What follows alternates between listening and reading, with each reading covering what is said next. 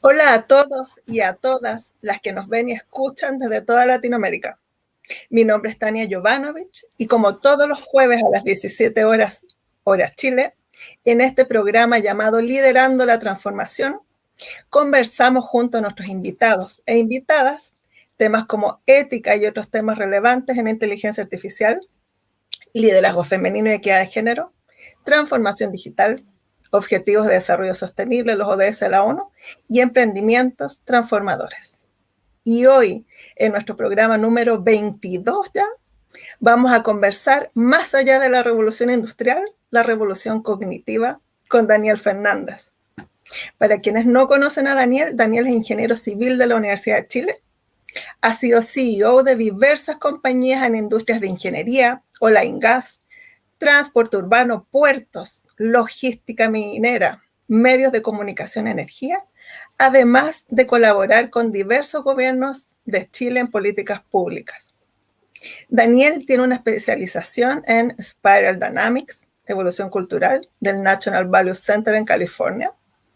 Es socio fundador de Memética, consultor y conferencista. Ha escrito los libros La Nueva Elite, No nos gusta el Chile que habitamos e Invisibles. Estos tres junto a Pablo Reyes. Actualmente es presidente de la Fundación Teletón, presidente de la Cámara Marítima y Portuaria de Chile y director independiente en AES Andes. Daniel es profesor titular en el Centro de Transformación Digital de la Facultad de Ingeniería, donde nos conocemos, y en la Facultad de Psicología de la Universidad del Desarrollo. Presidente de la Fundación Encuentros del Futuro, que es la coorganizadora junto al Senado del Congreso Futuro. Y también columnista mensual en Economía y Negocios de El Mercurio. Daniel, gracias por aceptar la invitación al programa Liderando la Transformación. ¿Cómo estás?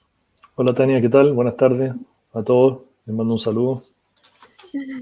Muchas gracias, Daniel, por estar acá. Bueno, y contarte que además este programa sale a toda Latinoamérica. Podemos mandar entre medio también algunos saludos a quienes nos están viendo.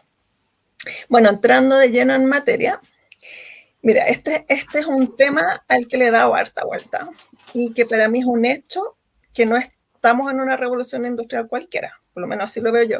Yo siento que estamos en un cruce entre el pic tecnológico que nos trae la cuarta revolución industrial, pero también a la vez con un cambio profundo en los seres humanos, en nosotros. Entonces, al respecto, tú usas el término revolución cognitiva. ¿Nos puedes contar más detalles de esta revolución? ¿Es para ti un cambio de era? Sí, la verdad que sí. Uno puede decir cambio de la era industrial a la era cognitiva a partir de una revolución que va mucho más allá de lo tecnológico. Mira, los nombres, se pueden poner muchos nombres, pero algunos nombres son confusos, creo yo. Cuando hablan, por ejemplo, el World Economic Forum habla de la cuarta revolución industrial, en estricto rigor, yo creo que esta no es un apéndice de la revolución industrial como la conocemos, te fijas, que tiene sus tres etapas, ¿no es cierto? Que conocemos que el motor a vapor o energía a vapor, luego la electricidad y luego la informática, sino que es un cambio mucho más profundo, como tú dices, un cambio de era, que tiene que ver con el aumento de nuestras capacidades cognitivas a partir de nuestra propia mente y de la interacción de mentes con máquinas, o utilizar las máquinas y su nueva capacidad cognitiva para nuestro propio funcionamiento. Eso conceptualmente. Y luego también un mayor predominio de todo lo que tiene que ver con información, con mundo digital, y una paulatina caída de las industrias clásicas, ¿no es cierto?, centralizadas, o, ¿no es cierto?, como la industria eléctrica clásica o la industria, no sé, de manufacturas clásicas, y empieza una distribución, ¿no es cierto?, de los bienes y servicios de una manera más horizontal.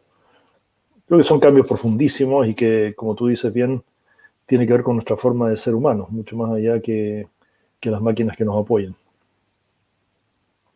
Perfecto. Y entonces tú, según tu perspectiva, ¿estamos como en un cambio de era dado eso?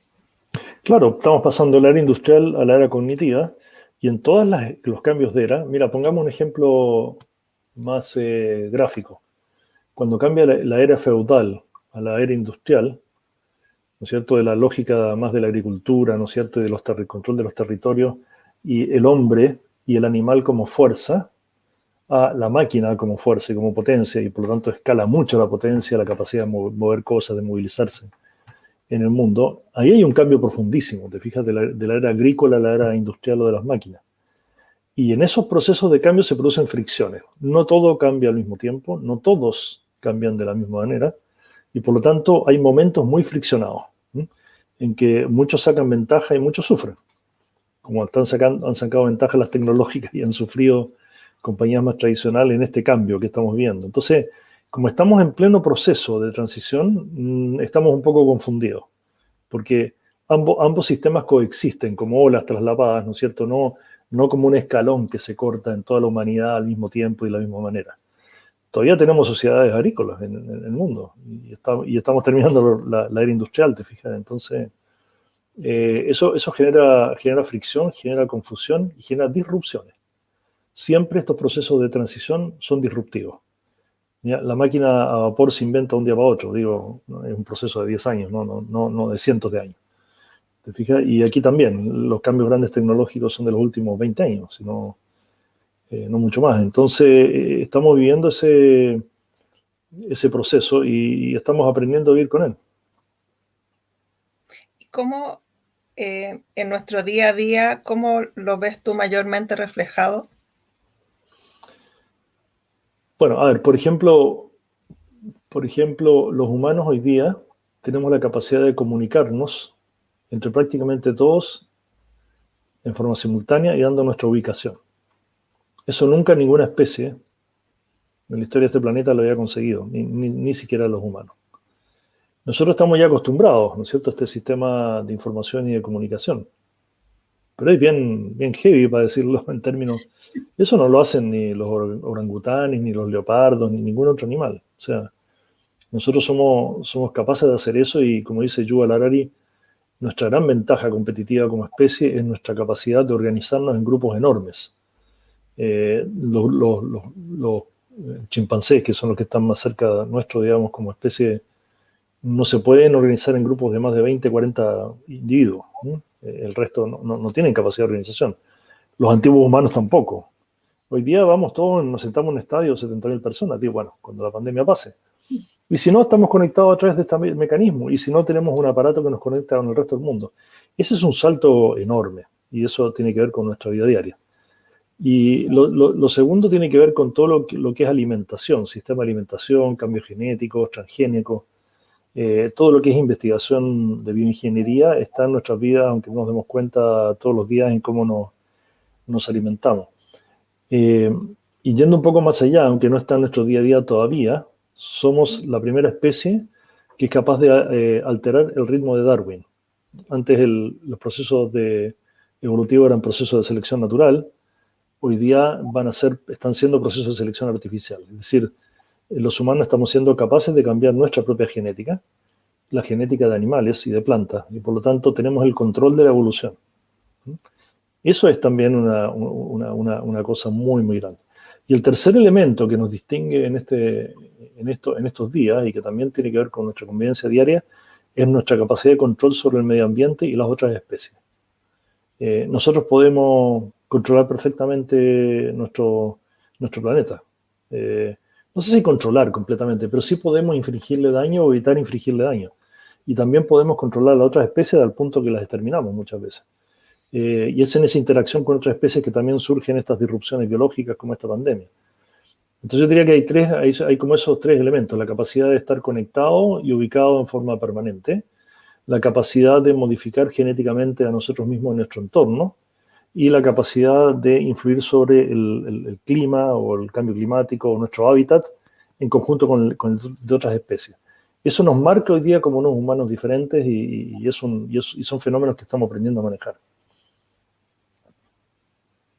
Y yendo un poco, pasándonos como de las personas al liderazgo, dada esta era, porque leí por ahí que tú comentas de la conciencia holística para un liderazgo efectivo. ¿A qué te refieres con esto de la conciencia holística, pero específicamente para el liderazgo? Claro, lo que pasa es que hoy día quienes han visto o han escuchado el término del efecto mariposa, como una ficción o como algo, la verdad que hoy día creo que se ha demostrado que existe.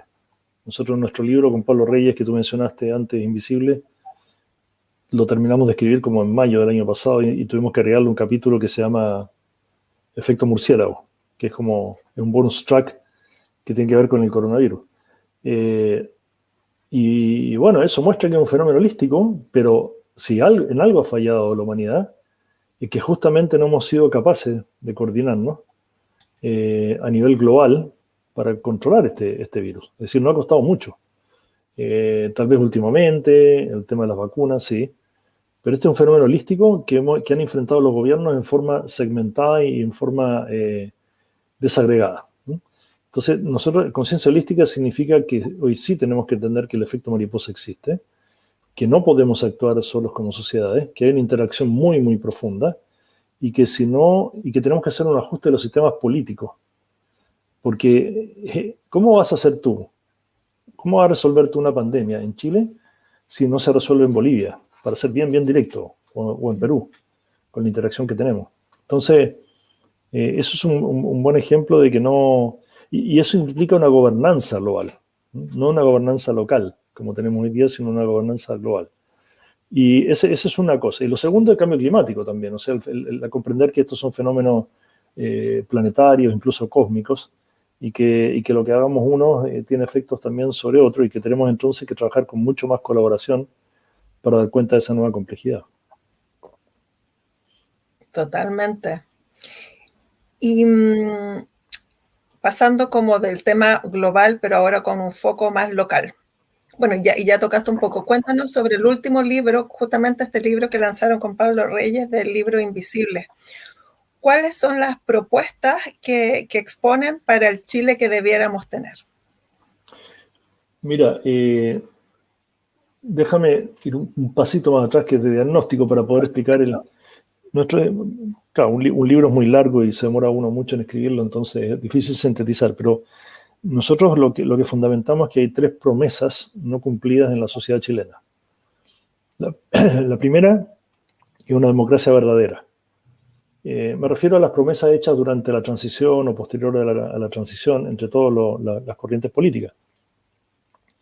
¿Qué significa una democracia verdadera? Significa en la convivencia diaria. O sea, digamos, citando a Maturana, Humberto Maturana decía que la democracia no era un sistema político solamente, sino que era una forma de convivencia en la honestidad y el mutuo respeto. Porque no sacas nada con una superestructura y una democracia representativa en que elige a unas personas que supuestamente dirigen el país, si a nivel de las personas, de los humanos, en el día a día, nosotros no tenemos una capacidad de convivir democráticamente, en forma participativa, en la reflexión, respetando al otro. Entonces, nosotros sentimos que ahí hay una falla que ahora ha emergido con fuerza. La segunda falla que sentimos nosotros que ocurrió fue la promesa de la meritocracia. Hoy día hay muchos libros, citamos varios en el libro, uno es Daniel Markovits, La trampa de la meritocracia, otros hay muchos estudios de Seth Zimmerman, de la Universidad de Yale, sobre cómo en Chile no existen como castas y no existe movimiento meritocrático, salvo en ciertos niveles. Y al final la meritocracia no es posible si tú no tienes una capacidad cognitiva en la base. Si estamos en la era cognitiva, la capacidad de desarrollo, el desarrollo de capacidad cognitiva entre los 2 y 6 años es fundamental. Si tú no tuviste ahí realmente, y eso es la primera propuesta, es una educación, ¿no es cierto? Poner todos los recursos en educación en la base. Si tú no sacas nada con llegar a la universidad y decir, ahora es gratuito, si tú no tienes la preparación ni la capacidad cognitiva para aprovechar esa oportunidad, ¿te fijas? Entonces, para lo primero, la convivencia, la honestidad y el mutuo respeto, demostrarse verdadera, y bajar lo más posible la representación a democracia directa, democracia participativa a nivel de las municipalidades, de los alcaldes. Para el segundo es meritocracia, desarrollo de capacidad cognitiva real en la base, en los niños. Y la tercera tiene que ver con el mercado, con la promesa de un mercado libre y competitivo, que se ha demostrado bastante imperfecto, que se ha demostrado que ha habido muchas colusiones, donde se ha desprestigiado el mundo empresarial. Y aquí termino esta parte, es que hay un economista de Chicago, ¿no es cierto?, que se llama Luigi Zingale. Nadie podría decir que es socialista ni comunista, un economista de Chicago, que tiene un libro de hace 20 años que se llama Defendiendo el capitalismo de los capitalistas.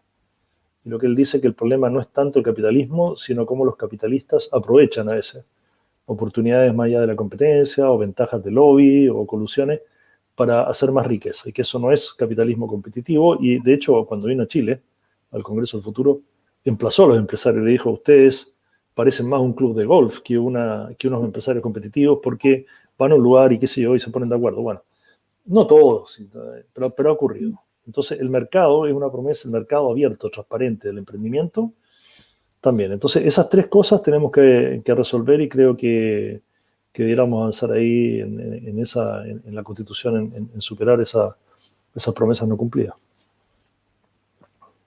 Bueno, para los que no han visto el libro, cuando va a estar la publicación de esta entrevista, voy a poner el link para quienes quieran leerlo, porque está muy, muy bueno en realidad el libro. Lo tengo aquí. Ahí está. Invisible. Un poquito de marketing. Por supuesto. Está en está en muchas librerías, y se compra también en Kindle, en Amazon, en muchas partes.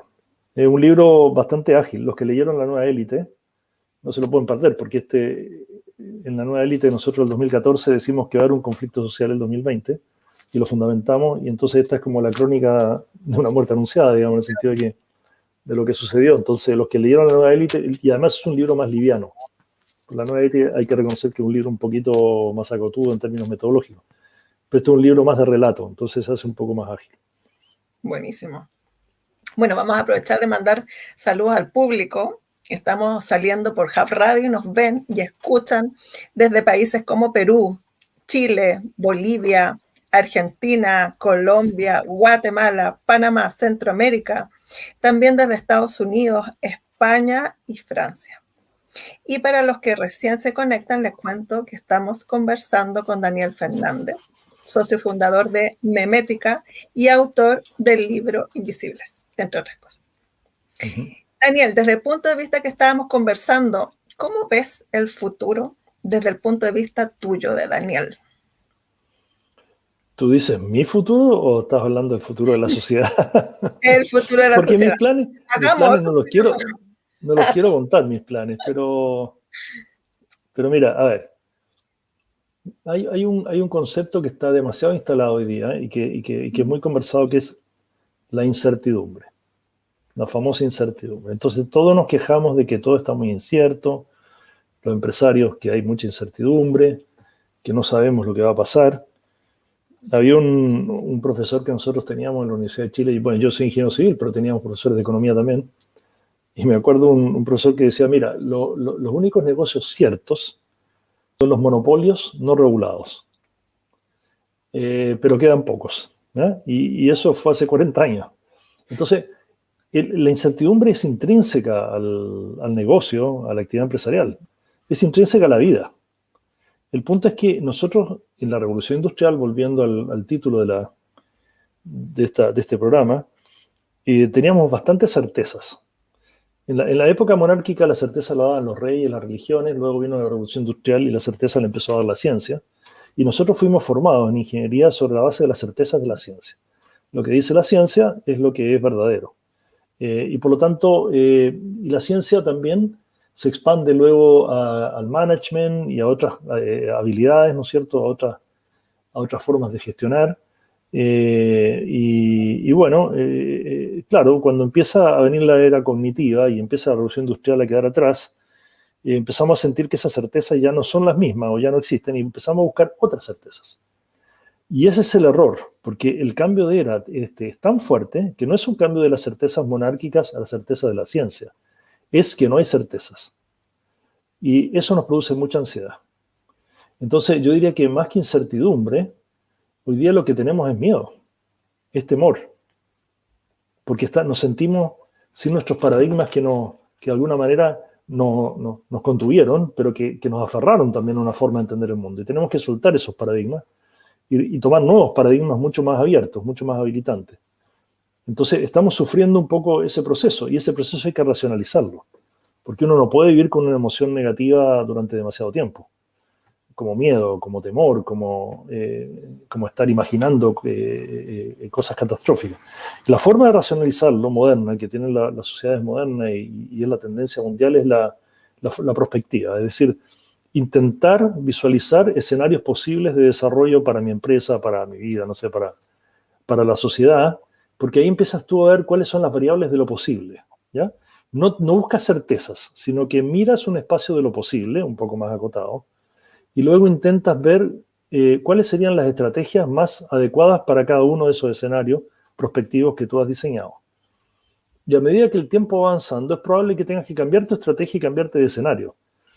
No es un balance scorecard fijo, establecido, que uno tiene ahí, que entonces todos los años, sino que tiene que tener una flexibilidad de poder cambiarse de caballo en cada momento, ir reconstruyendo estos escenarios en el tiempo. ¿Qué se dio, qué no se dio, cómo lo reconstruyo, cómo ajusto mi estrategia anualmente?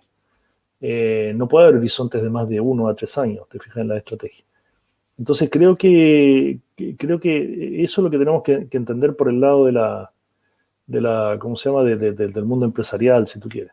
Y del punto de vista del mundo político, ¿qué esperamos de futuro? Mira, de nuevo, si vamos a tener una convención constituyente que va a trabajar sobre la base de certeza y trinchera, lo que va a salir es una constitución que es una especie de resultado de una negociación de fuerza, de gallito, en que algunos más poderosos que otros o más numéricos que otros van a instalar sistemas más proclives a su interés.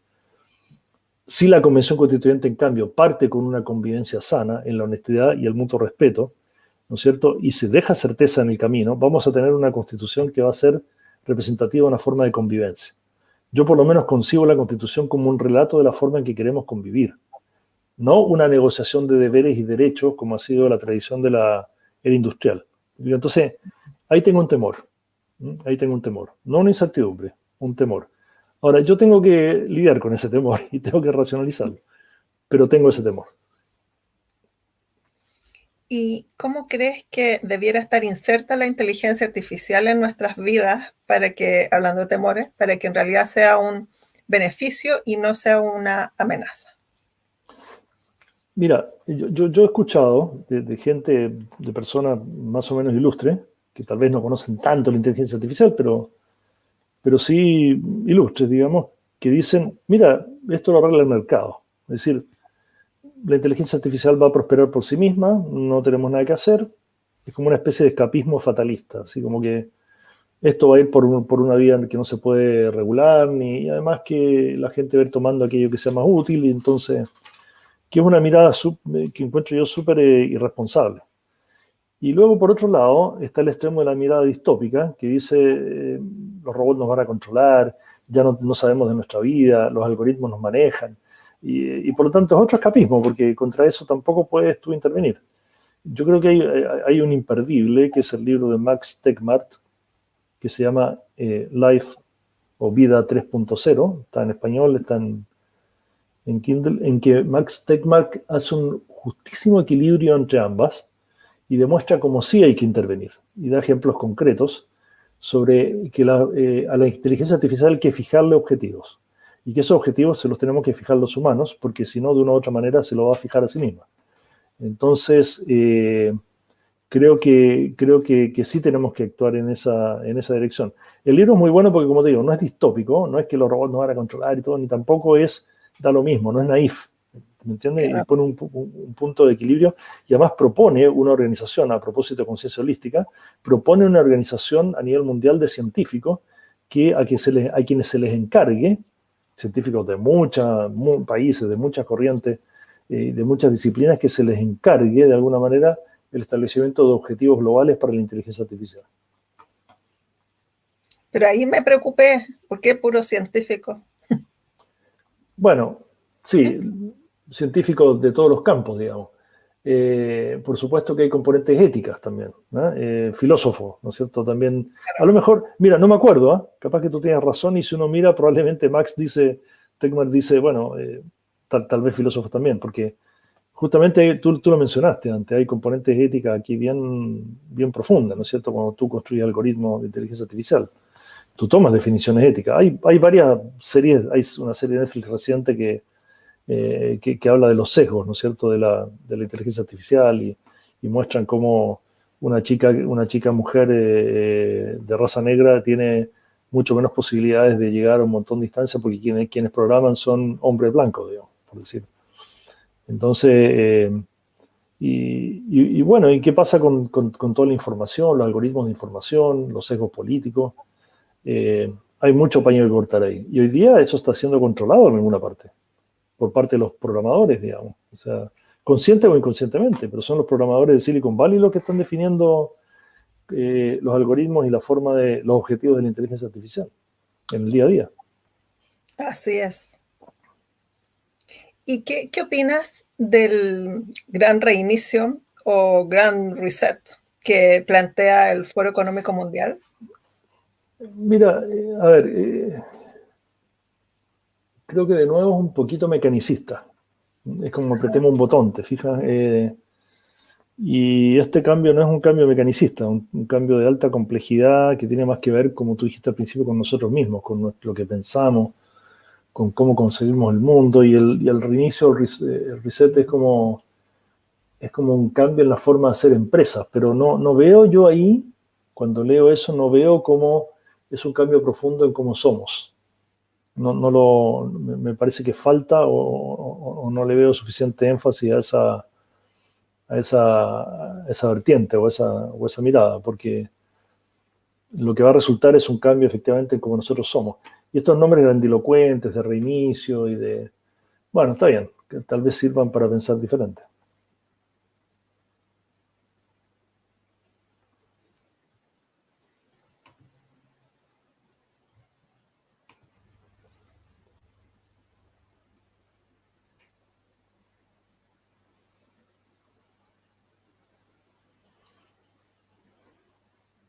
No sé si intervenir aquí, pero perdimos la comunicación.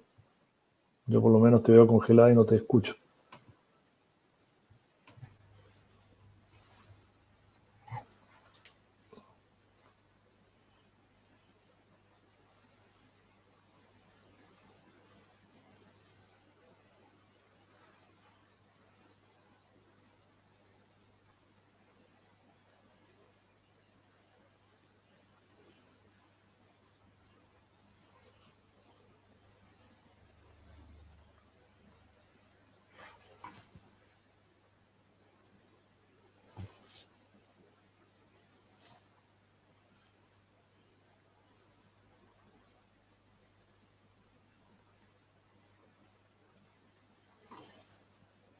Parece que me quedé solo en el programa. Me imagino que Tania estará a punto de reincorporarse de haber tenido algún problema con su sistema de red. Así que yo estoy rellenando ahora hasta que Tania logre reconectarse.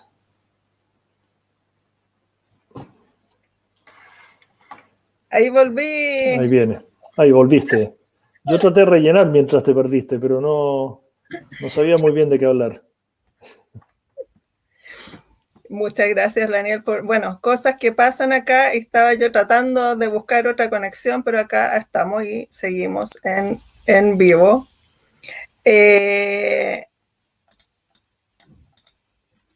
Ya, estábamos con el gran reinicio. Bueno, Daniel, la última cosa, hace como, tratando de hacer como un resumen de todo lo que hemos hablado. ¿Qué mensaje final, pensando en que acá principalmente nos ven emprendedores, nos ven dueños de pyme y empresarios? ¿Qué mensaje final podrías dejar de todo lo que hemos hablado? Mira, no sé sí, más que una síntesis quisiera como agregar un tema que es el tema de las políticas públicas y los gobiernos. O sea, nosotros que trabajamos en el mundo del emprendimiento o de la gestión empresarial o no sé, o académica incluso, también venimos en la deriva del área industrial de una forma de representación política institucional muy rígida, en que de alguna manera los sistemas políticos prevalecientes definían la forma de hacer empresa. Entonces elegíamos a alguien con una cierta ideología que tenía un programa económico, ese programa económico definía en qué se podía emprender, en qué no y de qué manera, y cuáles eran los impuestos que había que pagar, etcétera. Y hoy día eso se ha invertido un poco con la creación de las tecnologías. Primero las tecnologías se inventan, no las inventan los gobiernos. O sea, el iPhone no lo inventó ningún gobierno. El Internet tampoco. Airbnb tampoco. Entonces, de alguna manera, los humanos creamos tecnología y usamos esa tecnología para, por la vía del efecto red, crear emprendimientos, empresas, comunicaciones que sobrepasan los sistemas políticos e institucionales. en todo ámbito, en ámbito regulatorio, en ámbito, incluso algunas tecnologías hackean los sistemas institucionales, como fue Uber con los taxistas, ¿no es cierto? Ha sido Airbnb con la hotelería. No solo disrupciones desde el punto de vista del negocio, sino que se saltan de alguna manera. Y ahora van los estados corriendo detrás como diciendo, bueno, ¿cómo le pongo los impuestos? ¿Cómo controlo? ¿Cómo regulo? ¿Te fijas? Entonces, el emprendimiento va a ser el que va a cambiar las cosas. No van a ser mucho más allá que los políticos. Hemos visto colocaciones, por ejemplo, de Corner Shop o de Not Milk, ¿no es cierto? O de Not Food. Y hoy día leía de una empresa uruguaya que se llama D-Local, de una fintech, que acaba de... Uruguay es un país de 3 millones y tantos habitantes, que acaba de cotizar en la bolsa en Nueva York, recaudó 650 millones de dólares en aumento de capital, la compañía quedó valorada en 6.100 millones de dólares. O sea, entonces, lo que quiero decir con esto es que no esperemos ni estemos con el tema de la regulación, de la protección, de la espera, de la búsqueda, porque el sistema político está muy confundido, las instituciones están muy debilitadas, y yo creo que va a ser el emprendimiento y los efectos red los que van a realmente cambiar la economía, cambiar las cosas. Ese es un mensaje. El segundo mensaje, racionalicemos el miedo, el temor a lo que viene. Busquemos escenarios prospectivos de futuro, imaginemos futuros posibles, trabajemos hacia ellos, pero el miedo paralizante, la parálisis decisoria que genera como temor al incierto y cuándo me van a dar nueva certeza, hay que dejarlo atrás. Y para terminar, mi tercer punto, y aprovechando la partida del doctor Maturana hace unas 3-4 semanas, lean mucho Maturana, porque la sabiduría que hay ahí es realmente impresionante. Una de las cosas que dice es que la reflexión surge a partir de dejar de lado las certezas. Y cuando uno deja de lado la certeza y reflexiona, construye convivencia, pero más construye innovación, porque se abren espacios nuevos para explorar en ese espacio desconocido que antes nuestros paradigmas encadenantes nos dificultaban. Hasta ahí, Tania, no sé qué más puedo decir. Genial, Daniel, buenísimo, muy inspirador. Quiero darte las gracias por Ojalá estar sea acá. Por lo menos para mí ha sido. Quiero darte las gracias por estar acá, por darte este espacio. Quiero darle las gracias a todos los que nos están viendo y escuchando hoy día. Contarles, bueno, que nos vemos el próximo jueves a las 17 horas en este programa Liderando la Transformación. Muchas gracias, Daniel. Un abrazo muy grande. Muchas gracias, Tania, y gracias a todos y felicitaciones por el trabajo que hacen, porque esto es un trabajo que también crea conciencia del nuevo mundo digital. Así que felicitaciones y un abrazo. Muchas gracias. Nos vemos. Chao.